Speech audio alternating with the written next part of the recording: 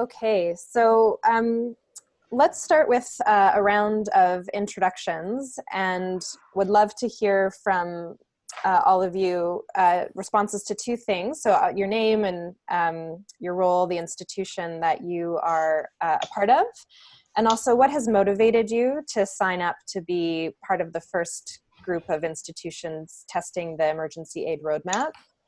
And are there any questions that you're holding as we kick off this conversation about what that might entail? So your name, your role, institution that you work at, and what's motivated you to sign up? What questions might you have? Tom, do you want to jump in? Sure, I'll go first. My name is Tom Benza. I'm Associate Director of Student Financial Aid at Wake Forest University. This is my 12th year in financial aid. I started as a counselor, then assistant, now associate director. I have a fifth of the undergraduate population. I work with our very closely. I'm our liaison with our first generation scholars program.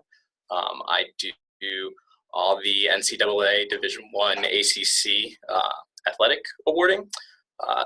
And I just generally have a very high need population that I work with. And at the start of the semester especially, there are a myriad of cases coming in with emergency aid scenarios where students need help and they're going to multiple different offices, not just financial aid. I see them hitting our chaplain's office, Office of Multicultural Affairs, First Generation Scholars Program, and each one wants to be helping these students, each office, but a lot of times the left hand doesn't know what the right hand is doing, and students are hitting multiple pots of money to try to meet their emergency needs. So I think the university could just use a really just an overhaul of how we're doing emergency aid at starts of semesters, in the middle of semesters.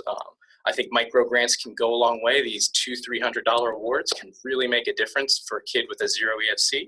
And we have sources of money at Wake to do that, but they're just all over the map. So I'm hoping that this can help me herd some cats and get everybody singing from the same hymn book.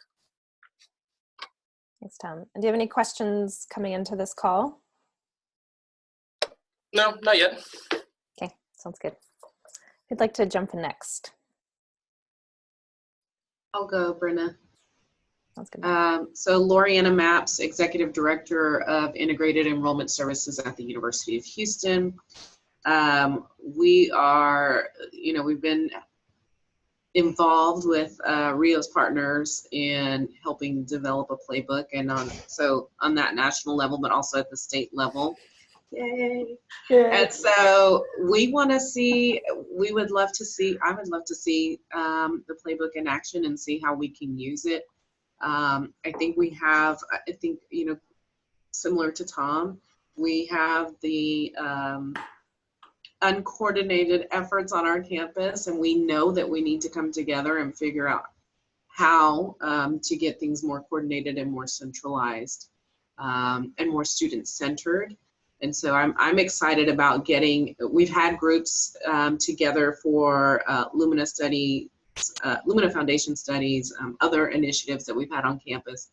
But I think we really need kind of a how-to or things to consider with a committee of faculty, student services, financial aid, dean's office, to kind of put us all in the same room.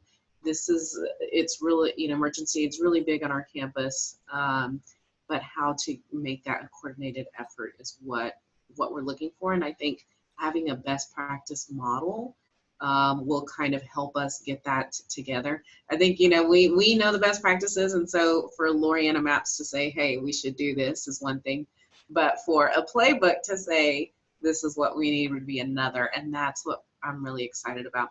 I think the only question I had for today was, should I have already coordinated a committee together and have them all attend this? And I did not do that, so I'm glad to see that there's not 100 people on the call. That is it. Thanks, Laurie.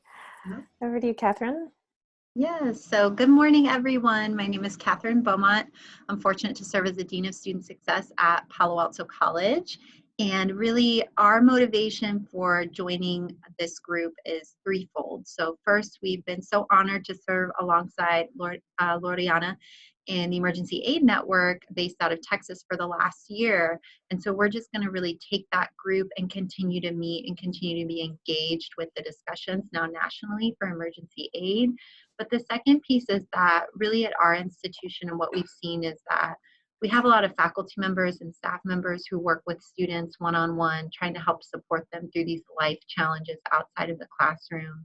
And over the last 2 years, the institution has really done an amazing job at structuring a holistic advocacy center on our campus to provide those wraparound social services and supports, so that it's not just the one-on-one, it's a comprehensive model for our students to meet their needs. And we really feel strongly that in order to have an emergency aid program that is going to help the students and do right by them, it has to be beyond just those grant funds. It has to be wraparound social support, case management, following up with the students, getting them connected with campus resources, community resources. And so that's how we've structured our program at our campus, but we really want to be able to share that experience in the national conversation and help other schools who are looking at trying to stand up similar programs to ensure that they're truly integrated and they truly have that wraparound support and that educational component, as well as the students are accessing resources. And then the only two questions that I had were, what does the time commitment look like? I think, Brenna, you had shared to be about once a month. We do some virtual calls. And then the other piece is, what does that end product playbook look like? Does it look like the platform that we were accessing in Austin? And then it kind of has the guides around how to stand up a program. So those were my two main questions. Great, thanks. Kimberly, can you hear us? And would you like to introduce yourself? Hello, I can. Great. Good morning. I am Kimberly Phillips from the Gates Foundation, a senior program officer, heading up the knowledge management platform work, a place where people can interact, share, and learn together as we innovate and transform institutions in the hopes of driving additional credentials and closing the equity gap. And so I'm just listening in today to learn more about the testing process, how it's going to happen, and kind of where all of you are coming from and its importance to you as we move the work forward. Great. And just Thanks to say, sorry, Mon, what? I was just going to say thanks for joining us, Kimberly. You bet. And just to know, given that we know emergencies often come up, and sometimes that means that we can't be available for webinars, there's 3 other institutions that have put their hands up to be testers in the short 2-month phase between mid-October and mid-December. And that's Adrian Slaughter from Emory University, Cynthia Olivio from Pasadena City College, and Zaya Waite from Chatham University. So we'll record this for their behalf and send it to them and make sure that we all get a chance to connect down the road. But just wanted you to know of those other schools that have put their hands up. Ian, would you like to introduce yourself next? Thank you, Brenna. So I'm Ian Prinsloo. I'm with Rios Partners, senior consultant with Rios Partners. I've been working on the playbook roadmap now for the emergency aid program with Brenna over the last few months. Catherine met you in Austin when we were doing some testing there, and Loriana, we've connected at other events around this. So just really excited about this next phase when we're going to be rolling out a sort of a more developed version, and really just excited to be working with all of you to see how this makes a difference on campus. Thanks, Ian. And over to you, Monica, to introduce yourself, and then we can go straight into the background for the roadmap. Yes, hi again, everyone.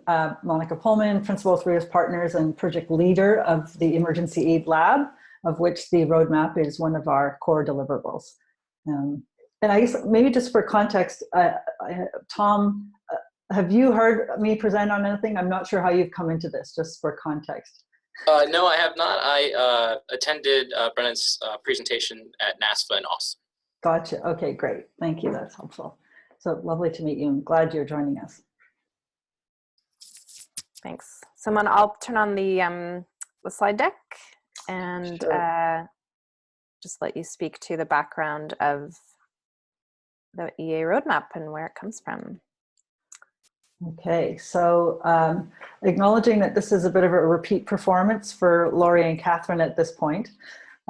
So in a sense, what's our EA roadmap? So as mentioned, we've been on a almost 2-year, 18-month journey now on what we've called the Emergency Aid Lab. And our focus had been really trying to understand how we can work with campuses to move from what we've been calling ad hoc emergency aid programs. And I think that was well mentioned by all of you in a sense that there's lots going on, but it's not coordinated. And therefore, it's not efficient, it's not effective, or we may not even know what the effectiveness is. So we had the opportunity to work intensively with 5 campuses. And essentially, the roadmap is one of our core deliverables, which is learning with these 5 campuses with whom we've now assisted to go from ad hoc to more integrated, effective, efficient programs, and that process is ongoing.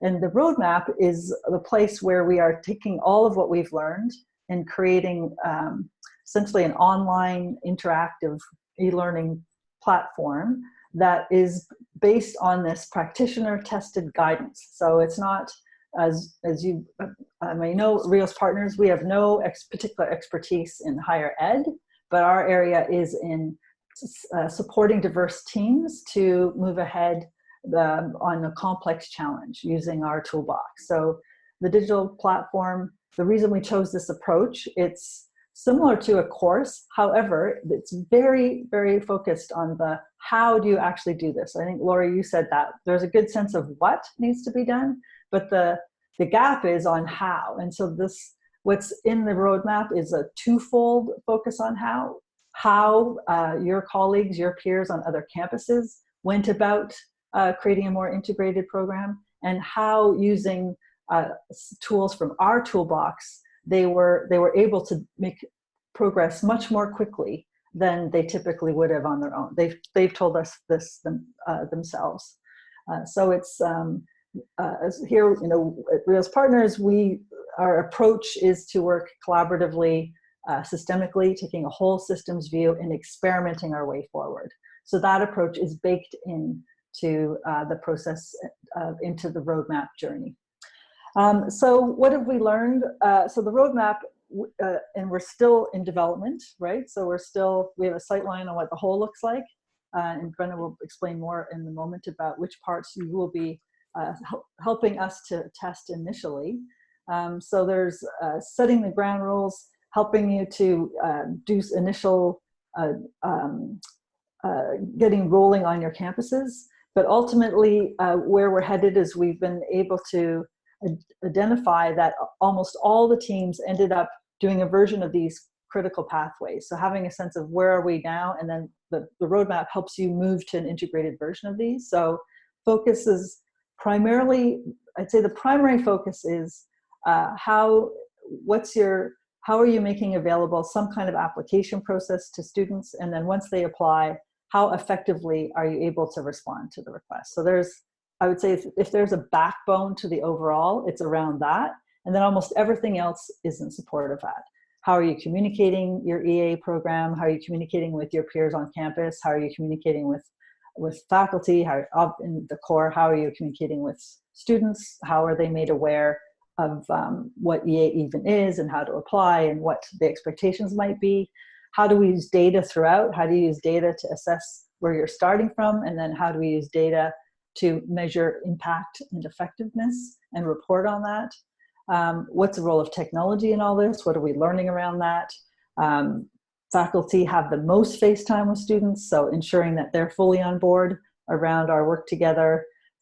Clearly around resources and funding, what's been learned by our teams around what's needed in terms of resources, and then guidance on what is the case for support that your campus development folks could be using to go find more resources. And then finally, there's a whole domain about a recognition that, in fact, there are policies on campus that might be creating pain points for students, that they actually might be causal to some of the emergencies that students find themselves in. So guidance on what have been examples of some of those, and how do you go about looking at your policies, and where might you begin and what might that look like? We reserve the right to change our mind on these because we're really diving in at the moment.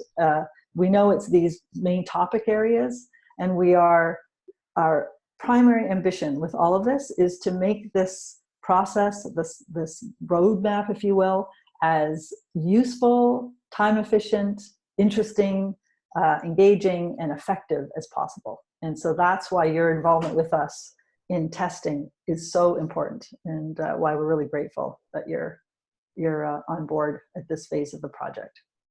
Brenda, did I cover everything I need to? That was great. Yeah. So any questions on the background of the work and the content and what's led us to this phase where we're at in launching the roadmap?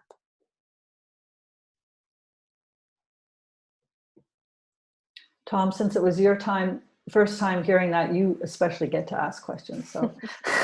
No, not at all. This is exactly what I'm here for. I'm excited for this. Awesome. All right, Mon. Good job. Hey, Brenna, thanks.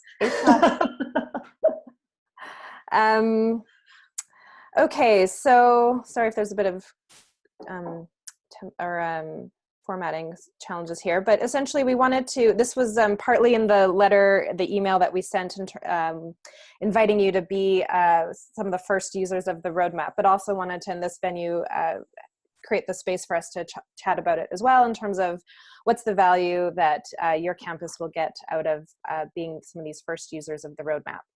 So as Monica said, we are in the early stages of building out the content. And so what we'll be testing from mid-October to mid-December is the first, essentially three pieces of content of the roadmap. And so the first two are in a way what we call prerequisites. And so this is foundational content for how to work in a systemic, experimental, and collaborative ways. So there'll be content that would introduce you as leads on your campuses for how to work in this way and how to support your teams in working this way, especially working in an experimental way can be quite new for folks. And so how can we arm you with the content you need to do that well and to lead your teams in doing that in a way that is engaging and fun for them, but not so stressful that they pop out of the process. And the other piece is around tools and approaches for high-performing teams. And so what are the relatively simple but not necessarily easy structures that we invite you to use to keep your teams on track, like performance management tools with keeping track of the work and what's going on and who's responsible for what to make sure that the work keeps moving. So that's the two first sections.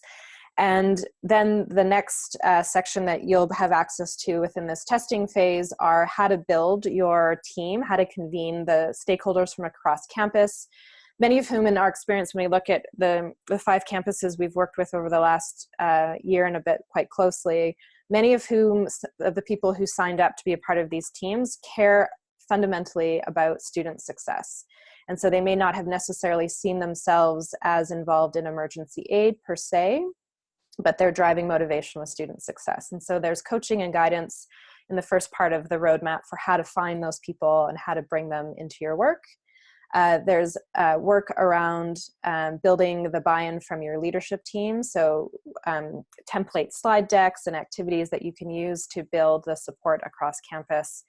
And also the work to get the first phase of your program going, which is to essentially build an understanding of what is going on your campus currently. So in these 2 months of testing, October to December, this will be the value, and this will be hopefully what comes out of it. You'll begin to convene your cross-functional team from across campus. If you're in the early stages of your EA program, you'll be able to build a strong foundation as you get going. And if your EA program is a bit more mature and you've been working on this for a little bit of time, the material will help you test what it is you've already got in place and what you've created for its robustness and ability to support in the long term. So what also you'll have is a connection to a larger community of practice. So in addition to the campuses that are on this call, there's a few others, as we mentioned, who weren't able to make it this morning.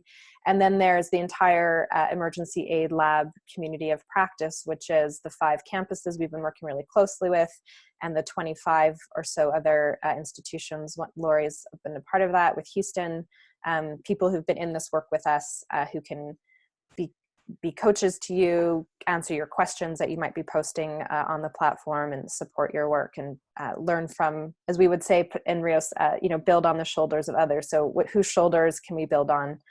They've done great work. And then as it says here, there'll be peer coaches, both from the 5 innovation cohort schools that we've been working with and from the Rios Partners team. So you will not be alone, even when you're on a digital e-learning space. And so here's the commitment that we're asking of you. And again, this is in the letter, but wanted to create the opportunity to have you ask any questions about that. So we're going to ask that you work with at least a minimum of 5 to a maximum of 10 people from across your campus. And again, those are people who are really passionate about student success and who will see this as an opportunity to contribute to that. So Lori, as you said, that team is not required to be convened just yet, but to have them ready to go and working with you by October 15th.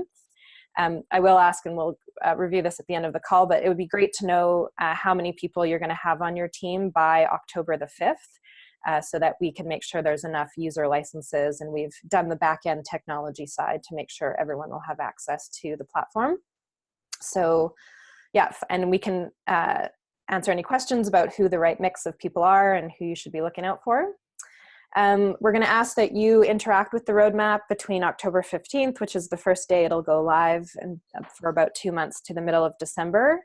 And this basically means using the online e-learning modules that we'll have developed, similar to what you got to play with in Austin a few months ago, Catherine, and which Ian will give an overview of in just a moment.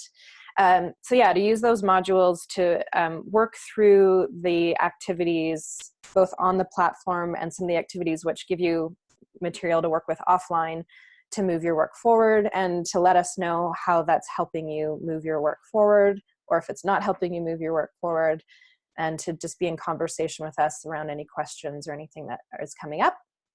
And we're anticipating at this point, it's one of those things where you could probably use it as much as you want and as much time as you have available. But the minimum amount of time that's probably required for you as the leaders of your team is somewhere between probably 5 to 10-ish hours a week. 10's probably the very high end, knowing that that's already a more than 1 day of work a week, and that's a lot. So we're thinking that, between as leader, between reviewing the material and preparing for the meetings that you'll probably be running and guiding your teams through these activities, that 5 hours or so a week on average. But I don't want that to scare you off if that feels like a lot, only because we ourselves are learning our ways into exactly how much time this will take. So part of the feedback we do want to hear is, this is too much of my time, or is there any way that you can condense this, and what could I do in 2 hours versus 5 hours? So please feel free to share that with us, because we want to be responsive to the realities of what your day-to-day work lives are really like, and be responsive to that. We'll plan a midpoint check-in around mid-November, a webinar similar to this, just to hear how things are going. And that's really to create this cross-team learning. But if there's anything you need in the before then of course we'll be available. And then an option to participate in the testing of the additional content. So as we've mentioned, we're testing and launching in these first 2 months the first section of the roadmap. And there'll be the completed version of all of the rest of the content launching in early March of 2019. And so you'd be more than welcome to be involved in that as well, if it's of interest. So any questions about the test, exactly what the value proposition is, what you'll be getting out of it, or what any questions about your commitment to us or our commitment to you?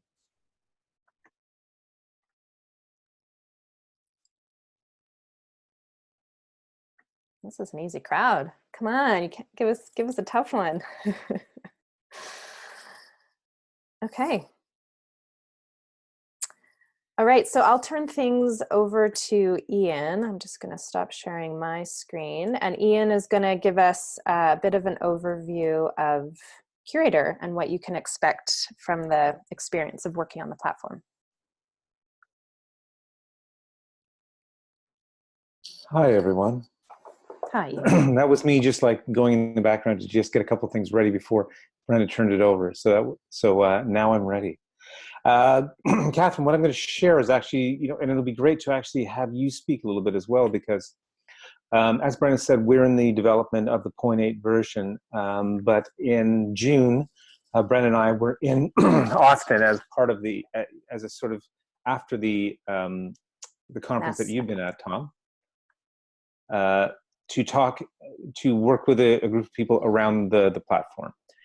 And so what we were doing there is testing, how does this platform help people to do the kind of work that we want to do with them? So what I'm going to share with you now is what we built for that testing, show you some of the aspects of what Brennan was just talking about in terms of what does this e-learning, social learning platform look like, how will this interact, and what it'll look like in the room. And Catherine, it'd be great to get sort of your feedback about being one of the people who was in the midst of doing that as well.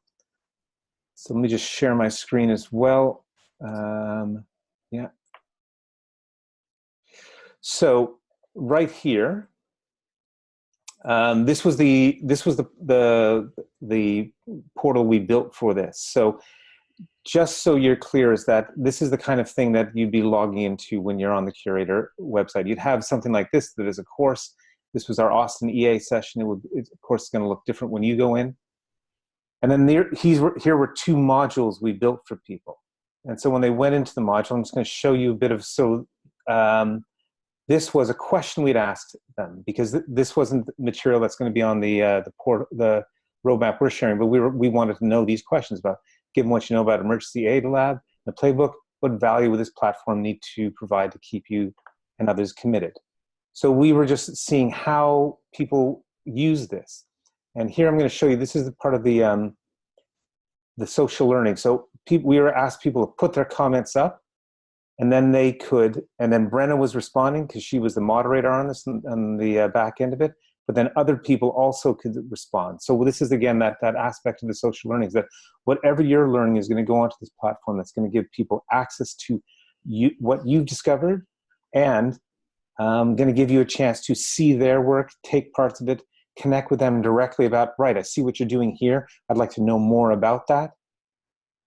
And as well, we at Rios are going to be watching it through the moderator function to sort of see the action that's happening, answer questions, point up things that may be going on in the past, direct you to other material as well. So this is that sense of like how we make sure that it's not just a one-way transmission of information on the platform, but that you are sharing and interacting with each other. Here's another example of something else. So there's all these filters that you'll learn all about.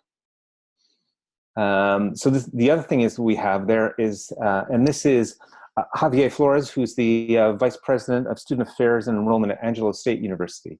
So one of the things we ask people to do, because there's a function on here where you can record videos and upload them. So we had instructional videos, but we also asked people, questions and said, can you please upload your comments about it? And again, this is part of it, is that we want to work in many different mediums across the platform so that there's live ones. You can hear what they have to say in response to the question. This becomes, again, another way in which we're making sure that we're keeping a multimedia approach to this and having you connect more directly to it. And again, these are the times that we're really going to be asking people to always be sharing their content so that we build up a larger database of material and useful things that are happening. So, Catherine, I don't know if you wanted to speak at all about sort of your experience of using it that day, because actually there's one more thing. So this is a picture of people doing the exercise we'd given to them in the second milestone. And this was the other thing, is that with the platform, when you're working with your groups from 5 to 10, there'll be things you'll be doing on it, and then there'll be instructions for things. Here's what we'd like you to do, and you'll be given clear instructions about how to do it, use it.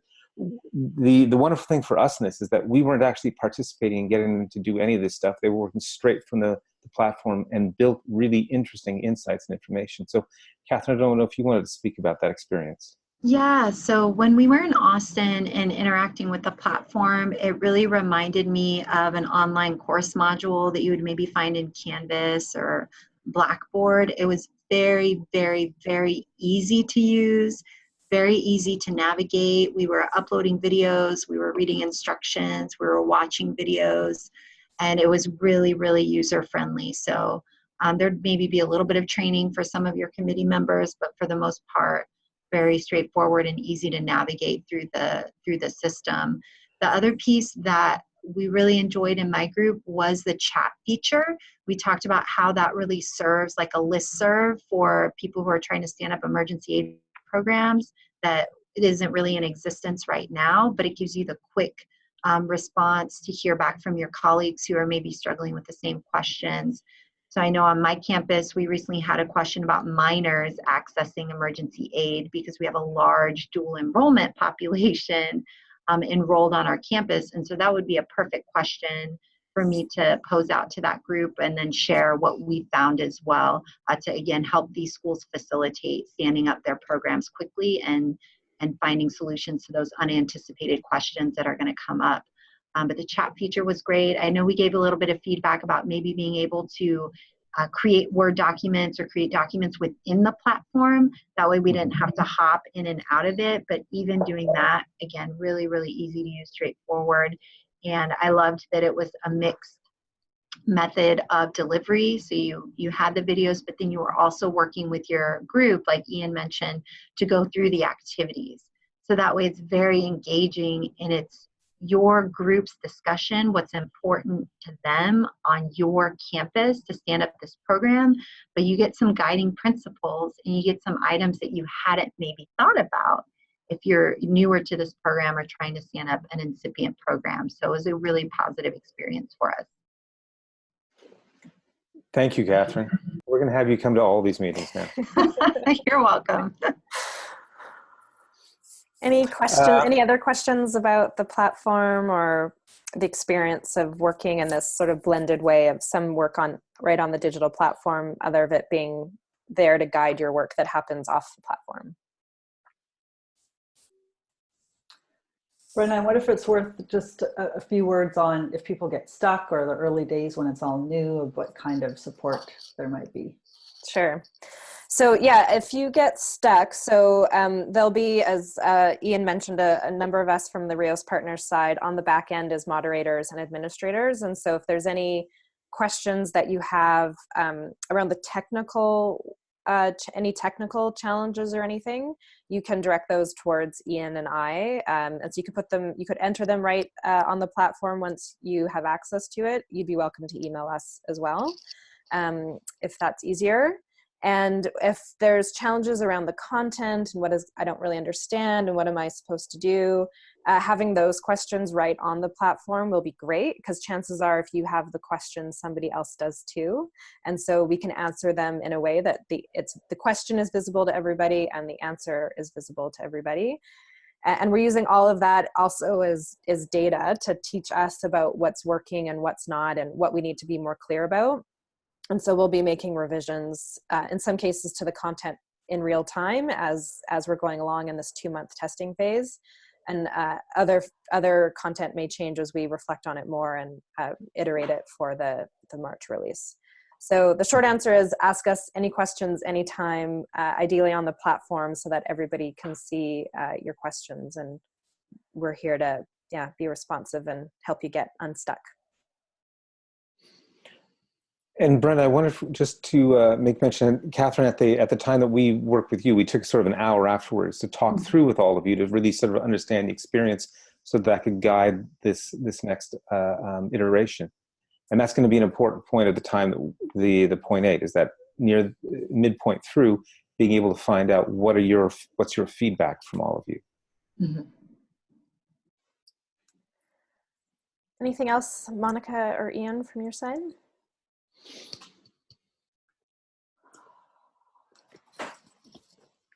Brenna, I have a general question. Please, go ahead.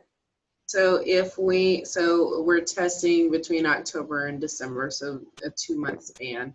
If we decide not to continue and say, you know, we're good with the 2-month testing, do we get any like what's next suggestions? Or are we just kind of like, hey, you've got this group together, now you do with it what you want? You know, what I can imagine that we'd want to extend participation, but what if not? Do we have this convening of people together and now we just go at it on our own? What does that look like? That's a really good question. I don't know the exact answer. I can see us though, yeah, putting together some sort of summary of guidance of like still like what here are the next set of things to be working on. But it's a great question and I will come back to you with an answer. Thank you. Our primary answer, of course, is you'll be so, you know, seduced by both your input to what's possible that it'll be a no-brainer. But I can also imagine that, you know, without having to go all in, that there'd be opportunities for us to share with you more analog versions of what we've learned, and we're working on that as well. So Lorianne, in your case, like we are trying to create what might be called a final report from EEL. I mean, it's not going to have the instruction parts in it, but it will have the core learnings and that sort of thing. So The things to consider and that sort of. That's right. Yeah. And there's a lot of templates being developed. So, you know, we can think about that, but obviously our primary focus is on roadmap engagement. And my hunch is, as Monica's talking about, what came to mind was, so this function that we're inviting you all to play as testers is to really be in the middle of the content and be quite actively using it on a regular basis, that we can really pressure test it and understand how it's useful and not useful. Maybe, you know, in a year from now, as teams are really in the flow of building their EA programs on campus, the roadmap may become like a supplemental tool that you touch into every once in a while, just to be like, oh, remember that meeting we held, and it was a good way to bring new stakeholders on board. What did we do again? And to jump in, so that it's possible that there'll be a point where the roadmap is more of a supplemental tool versus like the online course you're taking to complete in a semester kind of thing. And it'll become a reference guide down the road versus the thing you're using all the time. So that just came to mind as possible. And maybe there's one other layer to this that we maybe have underemphasized because we don't have it totally built out yet, which is our other deliverable for the Emergency Aid Lab was a community of practice, of which Lori has been a wonderful and active member. And we know that in order to build a field, which we believe the roadmap is a contribution towards, you need both what we've learned, but also the social networks and the community and the peer coaching and so on.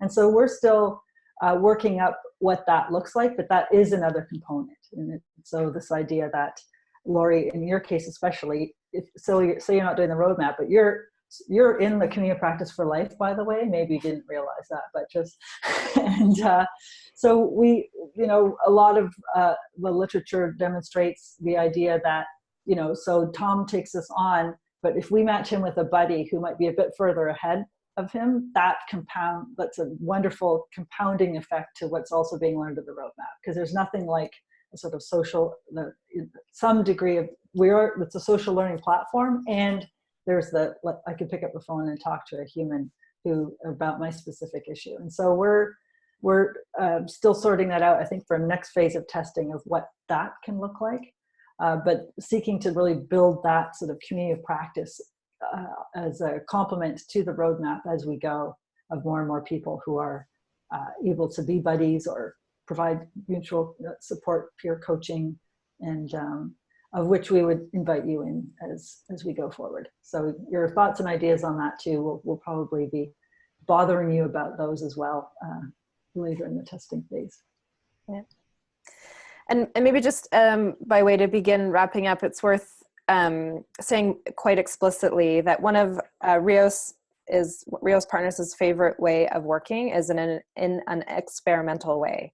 And so I think many of us are used to fully baked, fully complete products, programs, services being put out into the world. And we're intentionally putting this out into the world long before it's perfect or complete or finished, with the intentional invitation to you to help us pressure test it and break it so that we can get it right further down the road. So just a health warning that this isn't perfect, and we know it, and that's the reason why we're putting it out into the world, to invite you into testing it at this phase. So chances are there'll be our own learning curve in terms of how to use the technology, our own learning curve in learning how to communicate the practitioner tested guidance in more useful ways. And that's precisely what we're hoping to hear from you. So please be hypercritical in your feedback, and no need to be nice and sugarcoat things. Be tough on us, please.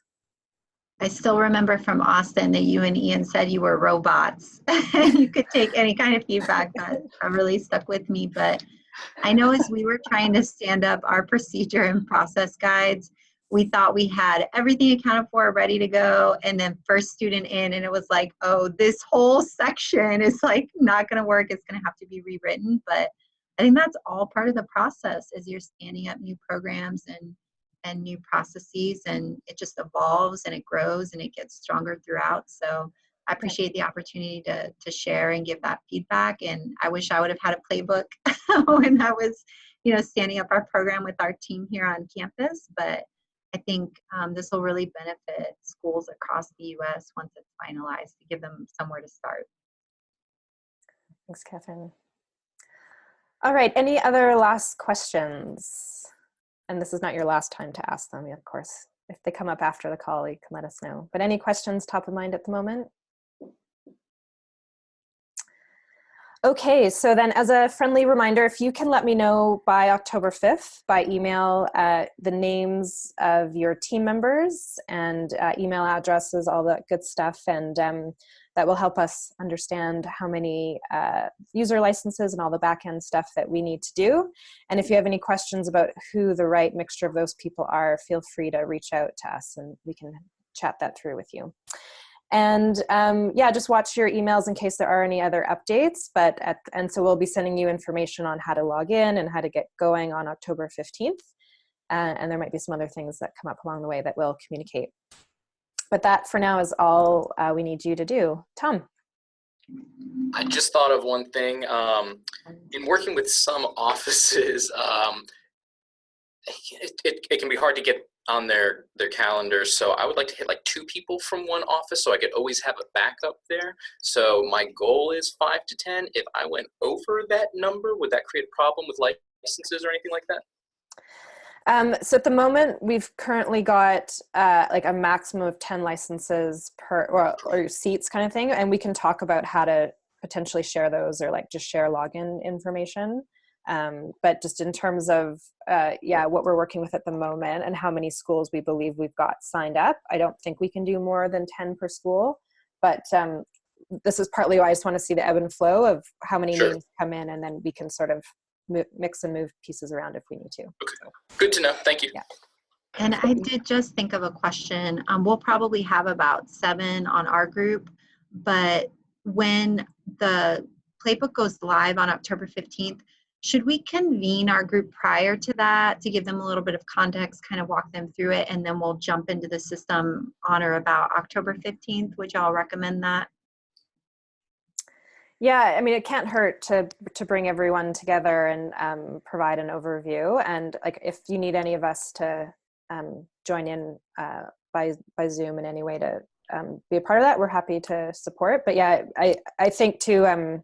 So yeah, I think whatever, in terms of, you'll understand your campus culture the best and exactly the best way to bring people into the work. And these are all exactly things we're wanting to learn about. So.